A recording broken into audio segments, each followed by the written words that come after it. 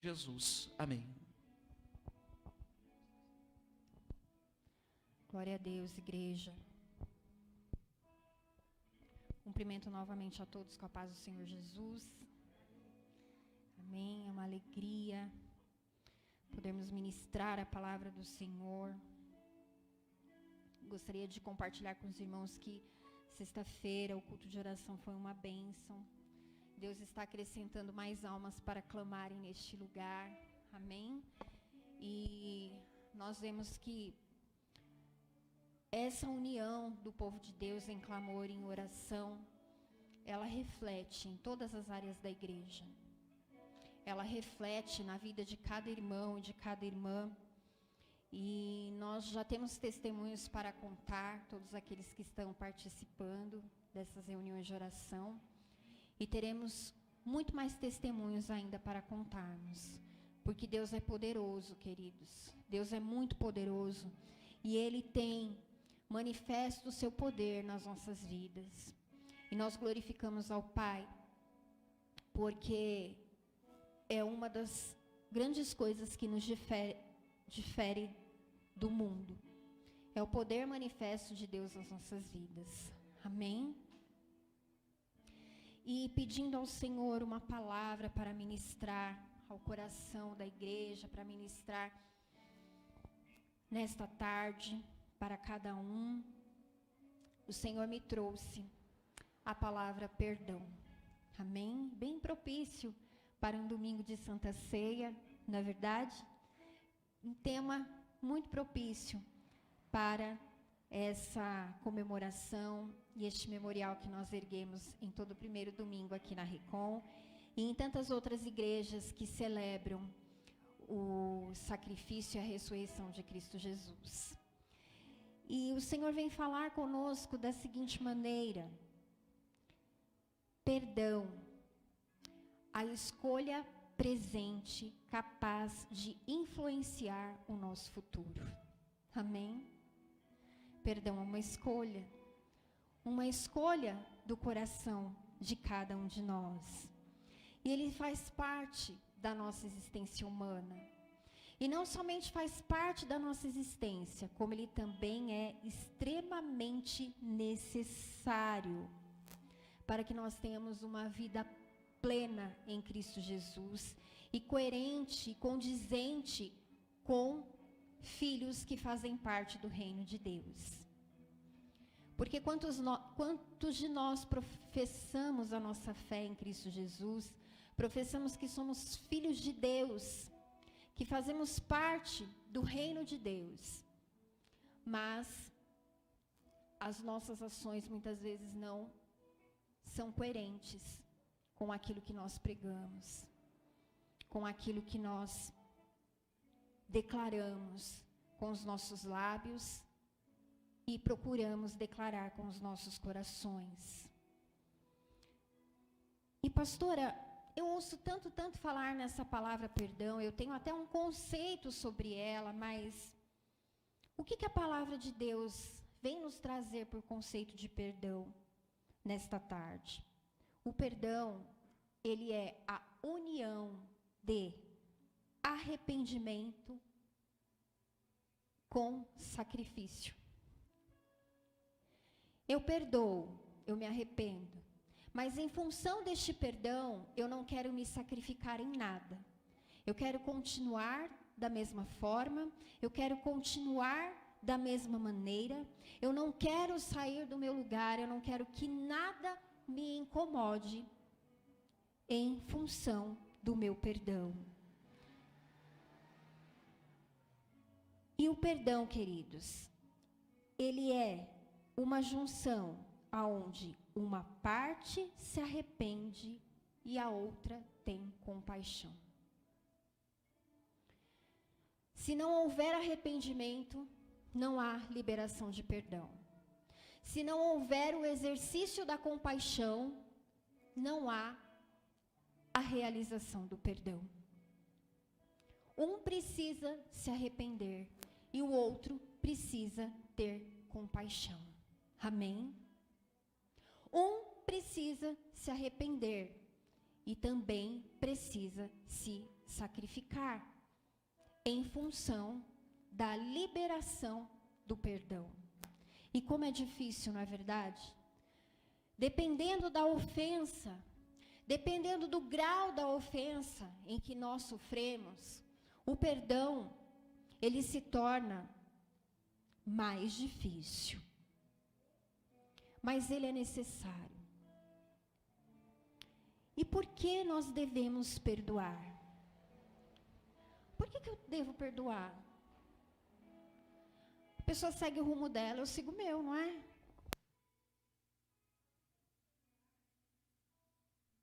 Alô? Nós devemos perdoar porque, em primeiro lugar, nós fomos feitos à imagem e semelhança de Deus. E o Pai é perdoador, não é? Se o Pai não fosse perdoador, o que seria de nós? Se Deus não fosse perdoador, o que seria de cada um de nós? Em primeiro lugar, porque somos a imagem e semelhança de Deus. E em segundo lugar, porque assim como nós fomos perdoados por Deus, nós precisamos também perdoar. E porque o perdão de Deus, ele se manifesta através das nossas vidas. Em terceiro lugar, porque temos Jesus como exemplo de perdão. Quanto Jesus perdoou? Se Jesus não nos perdoasse, onde estaríamos nós? Em quarto lugar, porque temos várias palavras de Jesus acerca do perdão. Temos várias instruções bíblicas do Senhor Jesus que nos orientam a perdoar. Eu gostaria que você abrisse a palavra de Deus no livro de Mateus, capítulo 6, versículo 14. Mateus, capítulo 6, versículo 14. Diz assim: porque se vocês perdoarem as pessoas que ofenderam a vocês, o Pai de vocês que está no céu também perdoará a vocês. Marcos capítulo 11, versículo 5.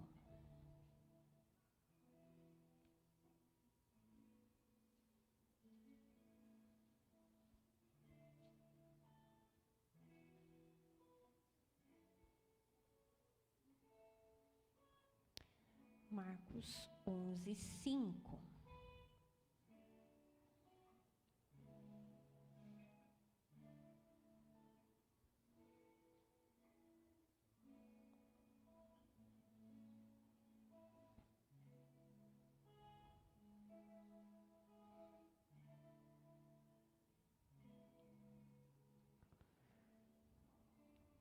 Glória a Deus. Essa referência aqui, queridos, não está correta, amém? Deixa Marcos capítulo 11, versículo 5 fora. Nós vamos nos atentar apenas a Mateus 6, 14. O interessante é que Jesus, nessa passagem, ele condiciona o nosso perdão ao perdão do Pai.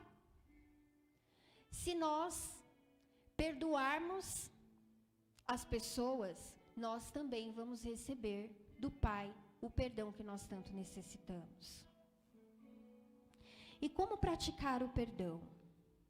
Pastora, como que eu posso praticar o perdão? Perdão,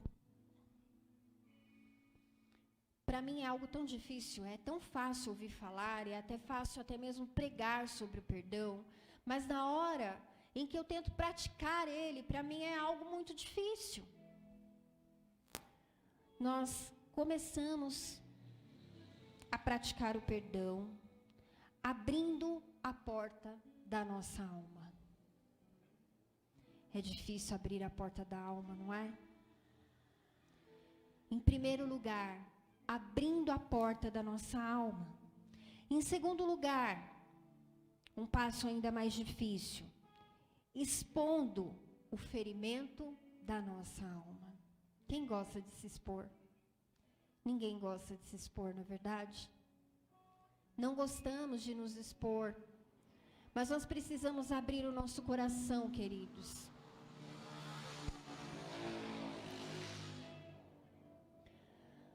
Para que Deus nos capacite a perdoarmos.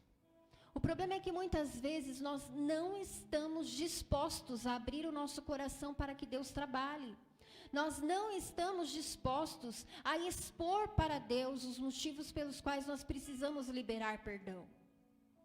O nosso coração precisa se dispor a abrir as portas da nossa alma, a expor as feridas que estão ali, para que Deus nos capacite a perdoarmos. Em terceiro lugar, nós precisamos permitir com que Deus nos cure. Quantas vezes, através da sua palavra, o Espírito Santo de Deus, ele vem ministrar aos nossos corações acerca de cura e nós somos totalmente resistentes a ele. Nós não permitimos com que Deus toque nos nossos corações para nos curar.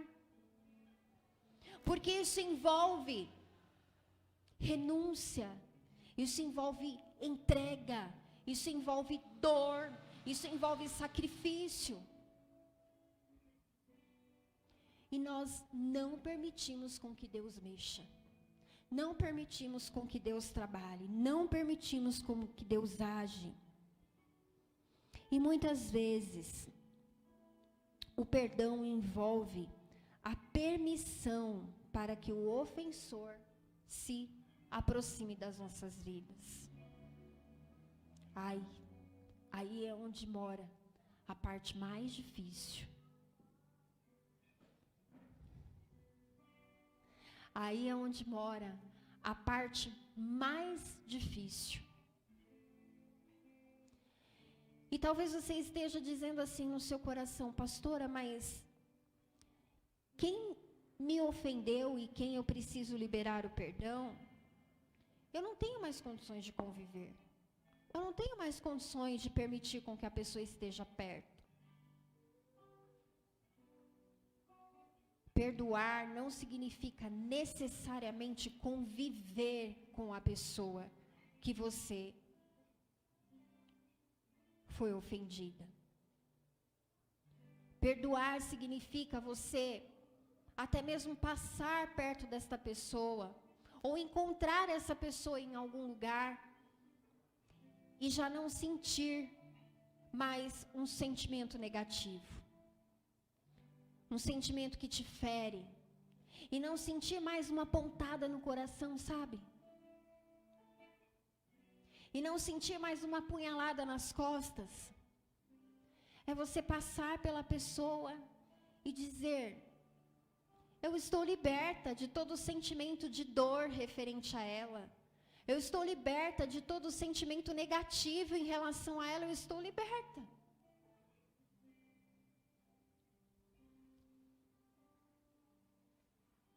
E perdoar.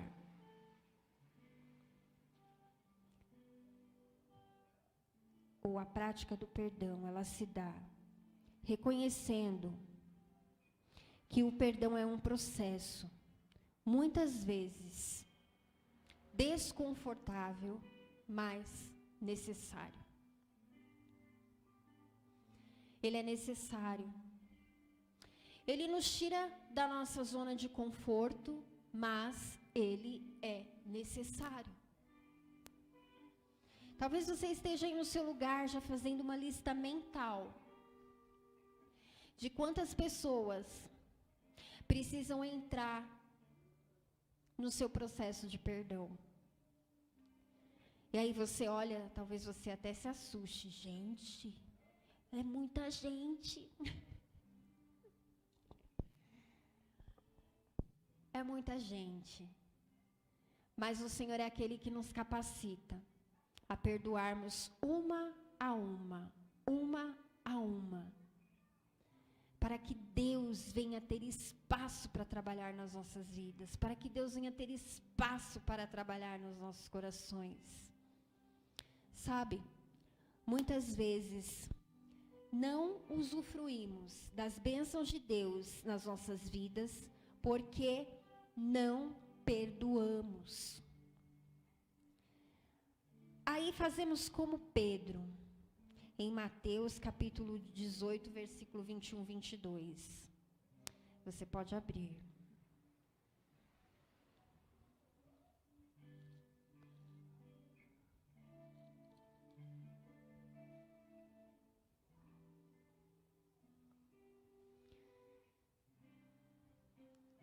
Então Pedro chegou perto de Jesus e perguntou: Senhor, quantas vezes devo perdoar o meu irmão que peca contra mim?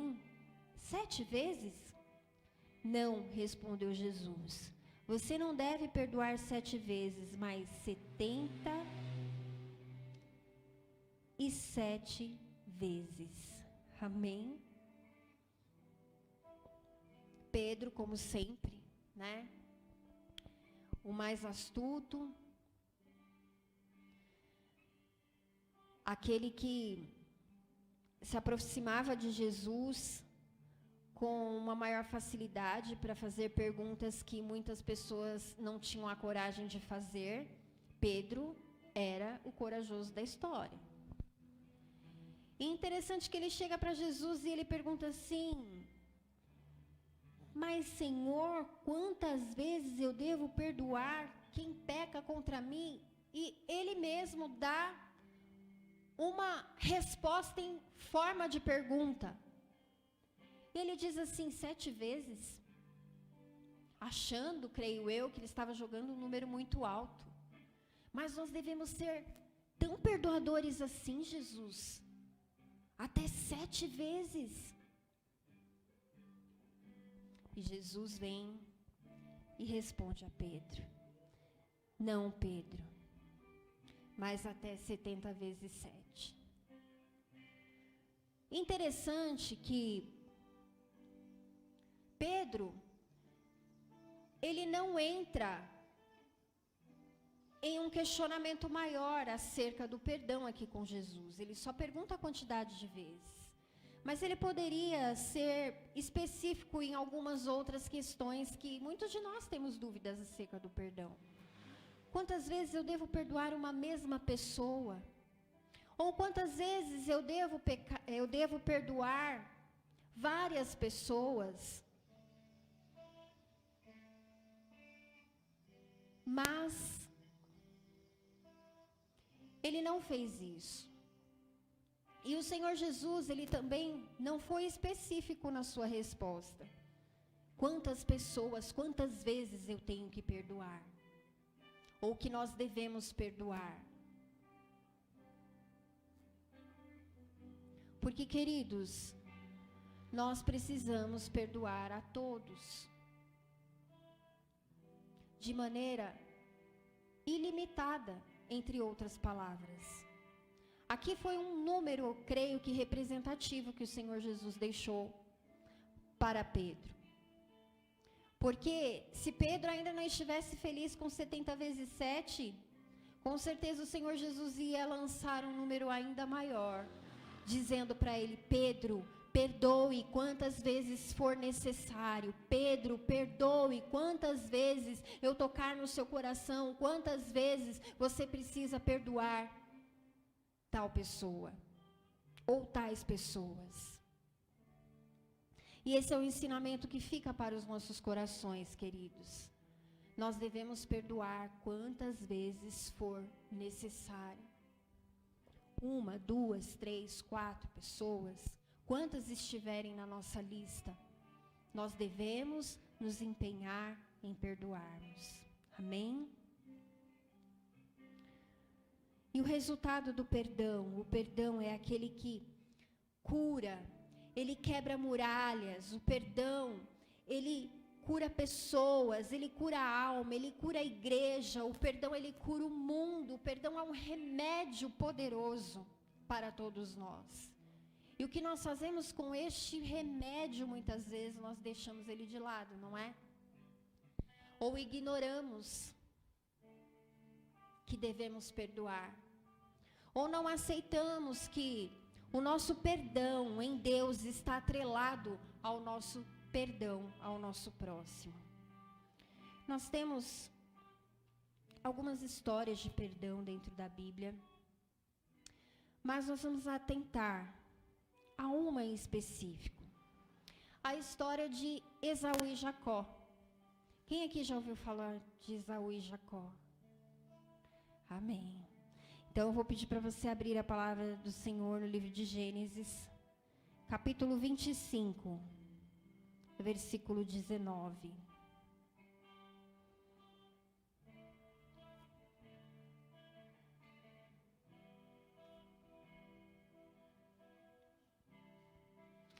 Fala sobre o nascimento de Esaú e Jacó. Essa é a história de Isaque, filho de Abraão. Isaque tinha 40 anos quando casou com Rebeca, filha de Betuel, irmã de Labão. Eles eram arameus e moravam na Mesopotâmia. Rebeca não podia ter filhos e por isso Isaque orou a Deus, o Senhor, em favor dela. O Senhor ouviu a oração dele, Rebeca ficou grávida. Da barriga dela havia gêmeos e eles lutavam um com o outro. Ela pensou assim: por que está me acontecendo uma coisa dessas? Então foi perguntar a Deus, o Senhor, e ele respondeu: no seu ventre há duas nações, você dará luz a dois povos inimigos. Um será mais forte do que o outro, e o mais velho será dominado pelo mais moço. Chegou o tempo de Rebeca dar à luz, ela teve 2 meninos. O que nasceu primeiro era vermelho e peludo, como um casaco de pele. Por isso lhe deram o nome de Esaú. O segundo nasceu agarrado ao calcanhar de Esaú com uma das mãos, e por isso lhe deram o nome de Jacó. Isaque tinha 70 anos quando Rebeca teve gêmeos. Os meninos cresceram. Esaú gostava de viver no campo e se tornou um bom caçador. Jacó, pelo contrário, era um homem sossegado que gostava de ficar em casa. Isaque amava mais Esaú porque gostava de comer da carne dos animais que ele caçava. E Rebeca, por sua vez, preferia Jacó. Um dia, quando Jacó estava cozinhando um ensopado, Esaú chegou do campo muito cansado e foi dizendo: estou morrendo de fome, por favor me deixe comer dessa coisa vermelha. Por isso, puseram a Esaú o nome de Edom. Jacó respondeu: sim, eu deixo, mas só se você passar para mim os seus direitos de filho mais velho. Esaú disse: está bem, eu estou quase morrendo. Que valor tem para mim esses direitos de filho mais velho? Então jure primeiro, disse Jacó. Esaú fez um juramento e assim passou a Jacó os seus direitos de filho mais velho. Aí Jacó lhe deu pão e o ensopado. Então Esaú acabou de comer e de beber, levantou-se e foi embora. Foi assim que ele desprezou os seus direitos de filho mais velho. Amém? O interessante, queridos, é que na passagem de Gênesis, no capítulo 25, dos versículos 19 a 28, fala que Jacó e Rebeca tiveram 2 filhos gêmeos. Filhos diferentes, gêmeos diferentes. E que Isaque, ele tinha uma preferência por Esaú. E Rebeca tinha uma preferência por Jacó. E essa preferência, ela foi determinante na história daquela família. Foi determinante porque provocou uma situação tão difícil no meio deles, que chegou a um ponto em que um perdão muito grande precisou ser liberado, principalmente da parte de Esaú, que foi o filho lesado, que foi o filho que sofreu as maiores perdas em tudo que aconteceu. Essas 2 crianças já nasceram em situação de disputa. Quando Esaú estava saindo do ventre da sua mãe, Jacó com uma mão segurou o calcanhar para que ele não saísse. Depois de nascidas aquelas crianças, Jacó praticamente roubou o direito de primogenitura de Esaú. Fez uma negociata com ele e retirou dele o direito à primogenitura. Depois, um pouquinho mais à frente, nós podemos ver que perto de Isaac morrer, Jacó, juntamente com a sua mãe, elaboraram um plano para roubarem a bênção de Deus de Esaú e transportar para Jacó. Quanta trapaça, não é verdade? Quanta coisa errada. E queridos, conosco acontece da mesma forma. Conosco muitas vezes não é diferente. Quantas vezes passamos por disputas nas nossas vidas, em que pessoas seguram no nosso calcanhar, para que nós não venhamos romper, para que nós não venhamos vencer, para que nós não venhamos prosseguir. E quantas vezes somos enganados por pessoas que tentam roubar de nós aquilo que nos é por direito. E muitas vezes conseguem roubar de nós aquilo que nos é por direito. E às vezes, da primeira vez, nós não percebemos ou não nos atentamos, e aí permitimos com que aquilo aconteça de novo, assim como Esaú foi desapercebido e permitiu com que o seu irmão trapaceasse pela segunda vez, o roubasse pela segunda vez. Mas o que nós devemos saber é que Deus está no controle de todas as coisas. Amém? Deus está no controle de todas as coisas. E se Deus permitiu que você ou que eu tenha sido ferido 1, 2, 3, 4, 5 vezes, é porque Deus tem um propósito. É porque Deus irá nos capacitar em um determinado momento a termos as atitudes corretas em função a tudo aquilo que nós estamos vivendo e que tem nos sido prejudicial. Jacó prejudicou terrivelmente o seu irmão. Quando Esaú percebeu que havia sido enganado e roubado pela segunda vez pelo seu irmão, o que ele fez? Eu vou matar esse menino. Rebeca percebeu, conversou com Jacó, o seu preferido, e o mandou para a terra do seu irmão Labão. Jacó passou muitos anos com Labão. E tudo que ele plantou, em termos de trapaça, em termos de roubo, ele colheu na terra de Labão. Tudo o que nós plantamos, nós colhemos. Tudo o que é plantado contra as nossas vidas, há colheita na mesma medida. Porque Deus é um Deus justo.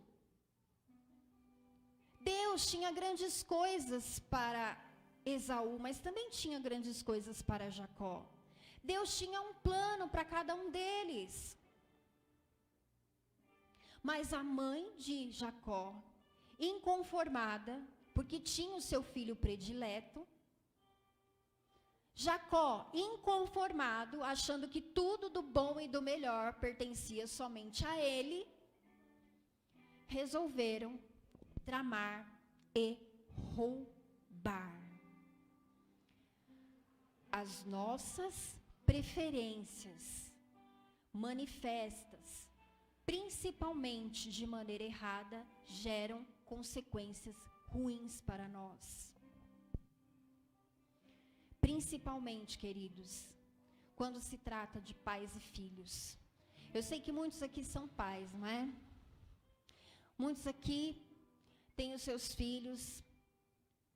E nós costumamos dizer assim, nós não temos preferência, ou pelo menos não temos que ter preferência.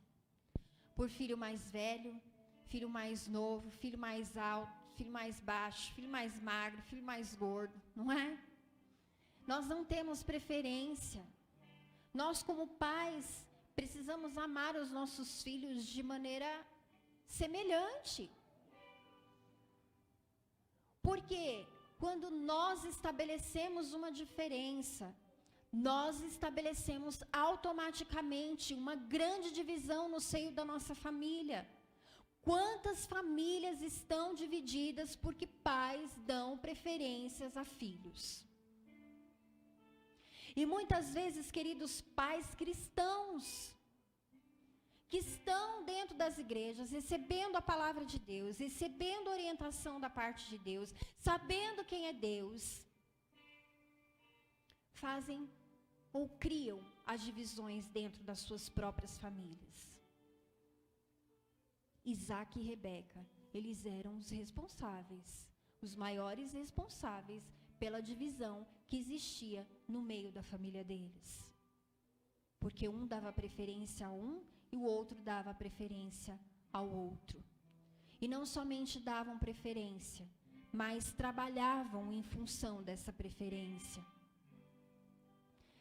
Rebeca, mais astuta, trabalhou de uma maneira que influenciou negativamente a divisão da sua família. Vamos prestar atenção em como nos comportamos em relação às nossas preferências. É interessante, queridos, sabemos que nós como pais, nós somos aqueles que equilibram os lares. Muitos lares estão em desequilíbrio porque os próprios pais promovem esse desequilíbrio. E muitas vezes não se dão conta que jogam filhos contra filhos. E o mais maligno ainda que nós encontramos é quando alguns pais se satisfazem com essa situação. Como assim, pastora? O importante para mim é ter os dois do meu lado. Que um me ame de uma forma, um me ame de outra, mas que me beneficiem. Se eles não estão se entendendo, não estão se beneficiando, isso não é problema meu. Isso é um pensamento maligno. Porque se você como pai está detectando uma divisão no meio da sua família, você como intercessora, você tem o dever de se colocar na posição como tal, para quebrar essa malignidade no meio da sua família, e não para continuar promovendo ela. Por isso que muitos pais colhem frutos muito amargos entre os seus filhos. Existem pais que chegam a dizer assim: se vocês não se entendem, então não se falem. Aí os filhos nunca mais se falam. É mais cômodo, é mais fácil, né? Do que assumir a posição e dizer assim: não, na minha família eu não aceito divisão. Pode ter acontecido lá atrás, pode ter acontecido em outras gerações, mas nessa geração eu quebro essa malignidade no nome do Senhor Jesus. Há poder em nós para fazermos isso. E muitas vezes sofremos porque não usufruímos daquilo que Deus entregou nas nossas mãos. Por isso existem famílias quebradas, destroçadas, e famílias que parecem que estão vivendo uma maldição hereditária, aonde lá atrás era assim, hoje é assim, e para frente não se consegue prospectar um futuro diferente. Sabe? Muitas coisas podem ser quebradas a partir de nós. Nós hoje podemos dizer: eu e a minha casa servimos ao Senhor. Eu e a minha casa somos unidos. Eu tenho uma família unida. Eu tenho filhos unidos. Eu sou unido com meu esposo. Eu sou unida com a minha esposa. Hoje nós podemos declarar isso e fazermos a diferença no dia que se chama hoje. Amém? E as consequências desses enganos e desses roubos que Jacó provocou foram muitas. A ponto de Rebeca ter que elaborar um plano para retirar Jacó daquela terra, enviar para as terras de Labão, o seu irmão, onde Jacó colheu todo o fruto das suas maldades, dos seus enganos e dos seus roubos. E depois de sofrer muito, depois de ser muito assolado pelo seu tio Labão, Jacó chegou à conclusão de que precisava retornar à terra dos seus pais, à terra do seu irmão, para não viver mais uma vida de roubo e de engano como ele estava vivendo. A terra onde Labão estava não fazia parte da terra da promessa. Não fazia parte da terra de Canaã, onde os pais de Jacó estavam. Aonde ele estava, aonde se ele fizesse tudo certo, muito provavelmente ele teria de tudo para viver uma vida abastada, para viver uma vida longe de roubos e longe de engano. As mentiras e os enganos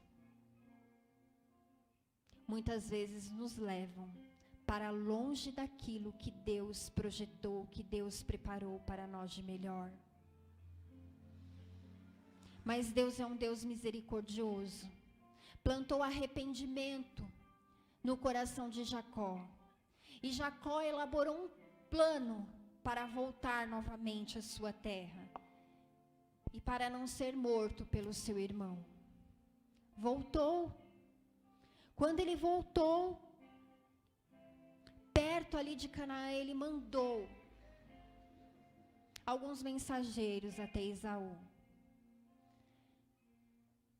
Quando ele soube que o seu irmão estaria indo em encontro a ele com vários cavaleiros, ele disse assim: "Tô pego, meu irmão vai acabar comigo, porque eu roubei a bênção da primogenitura dele. Eu roubei a bênção do meu pai dele. O meu irmão vai me matar." Eu fico imaginando Esaú,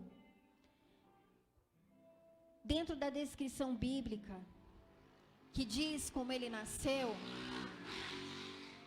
a gente imagina ele um homem meio das cavernas, né? Não dá para imaginar? Peludo, ruivo, era caçador. A gente fica imaginando que era um cara bruto. E Jacó, como diz a descrição bíblica, ele era do lar, ele era aquele que ajudava a mãe dele, ele era aquele que estava ali juntinho da mãe dele para tudo. Então, acredito que era mais frágil em relação ao irmão mais velho. Ele teve medo da reação do seu irmão. Mas a palavra de Deus, queridos, diz que Esaú, ele recebeu o seu irmão Jacó. E ele recebeu com carinho. E ele perdoou aquele irmão. E ofereceu a ele todo o apoio que ele precisasse para se instalar na terra de Canaã novamente. E Jacó voltou a morar juntamente com toda a sua família, todo o seu gado, na terra da promessa. Sabe?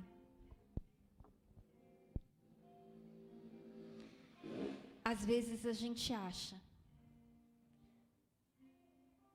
que é impossível nós perdoarmos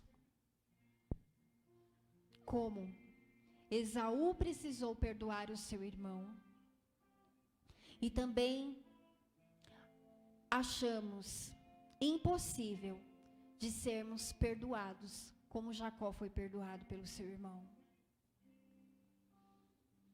Queridos, o perdão ele é possível. Ele é possível. E Deus só está esperando a disposição do nosso coração para perdoarmos. Nós precisamos abrir a porta do nosso coração, para que Deus veja o que está lá dentro que precisa ser retirado. Para que Deus consiga olhar as barreiras que têm impedido com que nós venhamos liberar o perdão. E nós precisamos também abrir a porta do nosso coração para permitirmos com que os nossos olhos venham ver aquilo que Deus tem preparado para nós, além daquelas muralhas que estão estabelecidas nos nossos corações, que é a falta de perdão. A falta de perdão, ela cria uma barreira nos nossos corações, que não permite com que Deus entre e faça a obra, e não permita com que nós venhamos sair e viver tudo aquilo que Deus tem para as nossas vidas. Às vezes, nós olhamos para pessoas e não entendemos o porquê essas pessoas passam por tantas dificuldades. E às vezes pelas mesmas dificuldades e por um período muito longo. E elas não conseguem se desfazer dessas dificuldades. E aí vem o Espírito Santo de Deus e começa a mostrar para nós raiz de raiva, de ódio, de amargura, de rancor, de ciúmes, de inveja. Porque em algum momento das suas vidas elas necessitavam exercer o perdão e não conseguiram. E hoje estão colhendo os frutos da falta de perdão. Muitas estão enfermas, queridos, não somente na alma, mas estão enfermas no corpo. Existem enfermidades no nosso corpo que são consequências de enfermidades na alma. Tem pessoas que morrem por não perdoarem. E o problema é que muitas vezes morrem sem salvação. Porque estão com as suas almas carregadas de tudo aquilo que não provém de Deus. Coisas canalizadas pela falta de perdão.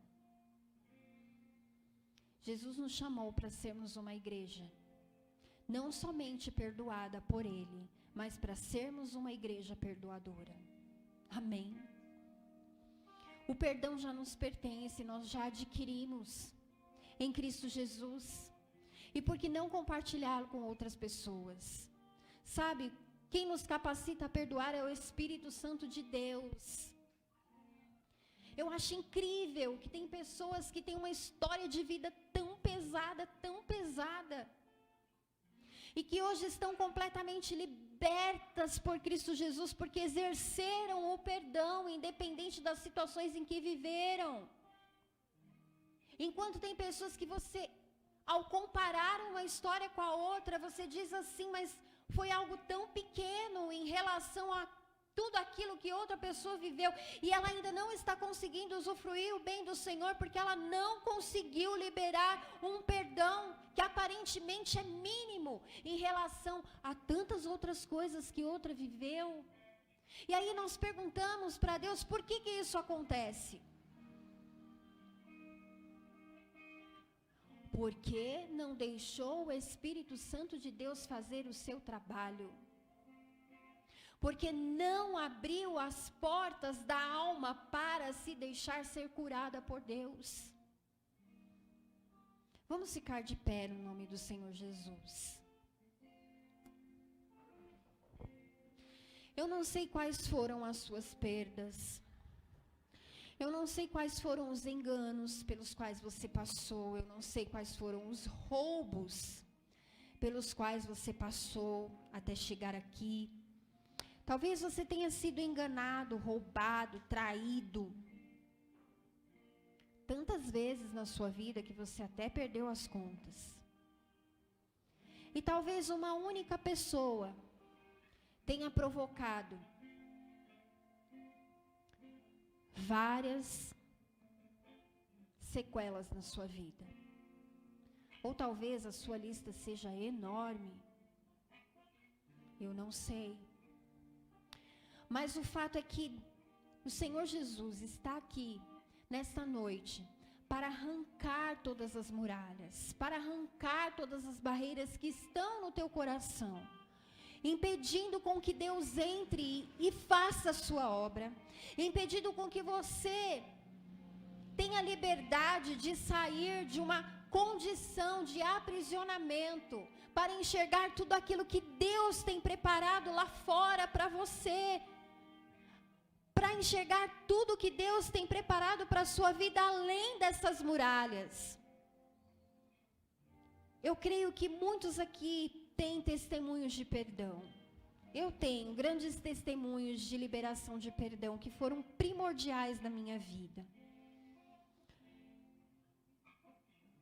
Mas nós vivemos dias difíceis, aonde o amor de muitos se esfriou, aonde as pessoas são inescrupulosas, aonde as pessoas são maldosas, onde as pessoas elas sentem prazer em ferir, elas sentem prazer em destruir, elas sentem prazer em matar, em roubar, elas sentem prazer em exercer o mal. E muitas vezes na nossa caminhada nós continuamos sendo feridos, nós continuamos sendo roubados, nós continuamos sendo atacados de alguma forma. Eu não sei o que te trouxe até aqui, em termos de ferida de alma. Mas o Senhor Jesus é aquele que se faz presente para nos curar nesta noite, no nome do Senhor Jesus Cristo. O Senhor Jesus é aquele que está neste lugar para operar em nós o milagre da cura interior. O milagre da cura que nós precisamos, a liberação que nós precisamos dar ao Espírito Santo de Deus, ela está para acontecer nesta noite. Se você ainda não deu essa liberdade, se você ainda não abriu as portas da tua alma para que Ele possa tocar com as suas mãos de poder, este é o momento, esta é a hora que o Senhor tem preparado para cada um de nós. Deixa Ele tocar, deixa Ele derrubar as muralhas, deixa Ele colocar por terra as mentiras de Satanás, que dizem aos teus ouvidos que você jamais irá adiante por conta de tais e tais acontecimentos, por conta de tais e tais pessoas. Isto é uma mentira, isto é um engano, porque é o sangue de Cristo Jesus que te sustenta, é o sangue de Cristo Jesus que já conquistou todas as coisas pela sua vida na cruz do Calvário, e o perdão, aleluias, que foi estabelecido sobre a sua vida, hoje te capacita a perdoar, hoje nos capacita a perdoarmos, hoje nos capacita a colocarmos por terra todas as muralhas interiores, aleluias, que tem projetado muralhas exteriores nas nossas vidas, não permitindo com que nós venhamos avançar, não permitindo com que nós venhamos conquistar, não permitindo com que nós venhamos ser felizes com tudo que Deus tem preparado para nós, aleluias. Igreja, é noite de romper, é noite de nós dizermos assim: Senhor Jesus, eu não posso com essa situação, mas o Senhor pode. Senhor Jesus, eu por mim não consigo dizer eu perdoo, mas o Senhor é aquele que me capacita a dizer eu perdoo, porque o Senhor Jesus é aquele que está na minha vida, e o sangue de Cristo é que me move neste momento a liberar este perdão. Aleluias. Comece a orar, igreja. Comece a olhar para essa pessoa em específico, ou para esta lista de pessoas que você tem aí, e começa a dizer, se você puder audivelmente, se você não puder, diga lá dentro dos seus pensamentos: Deus, eu perdoo. Senhor, eu perdoo tal pessoa, eu perdoo tal pessoa, eu perdoo tal pessoa, eu perdoo tal pessoa, Senhor, eu perdoo tal pessoa, Senhor, eu perdoo, eu perdoo, eu perdoo, eu perdoo, Senhor, eu perdoo. E comece a ver o Senhor Jesus arrancando todas as muralhas do seu interior. Comece a permitir com que a luz do Espírito Santo de Deus venha clarear a tua alma neste momento. E comece a ver a claridade que há fora, preparada por Deus para você, aleluias. Comece a ver as grandes coisas que estão lá fora, além desta muralha que Deus tem preparado para ti, mas que você não tem conseguido alcançar, que você não tem conseguido viver, que você não tem conseguido usufruir, mas é teu, aleluias. Comece a ver esta muralha ruir no nome do Senhor Jesus Cristo e comece a se enxergar, a viver uma nova vida em Cristo Jesus. Se enxergue vivendo uma nova vida além das muralhas.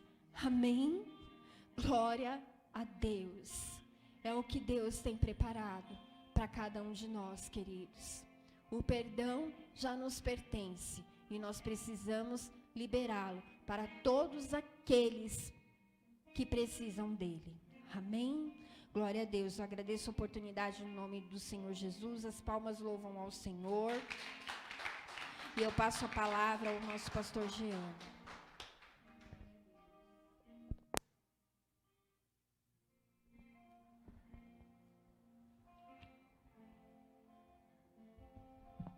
Graças a Deus.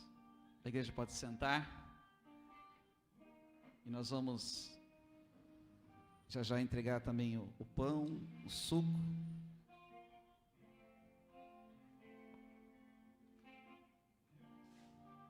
Quando nós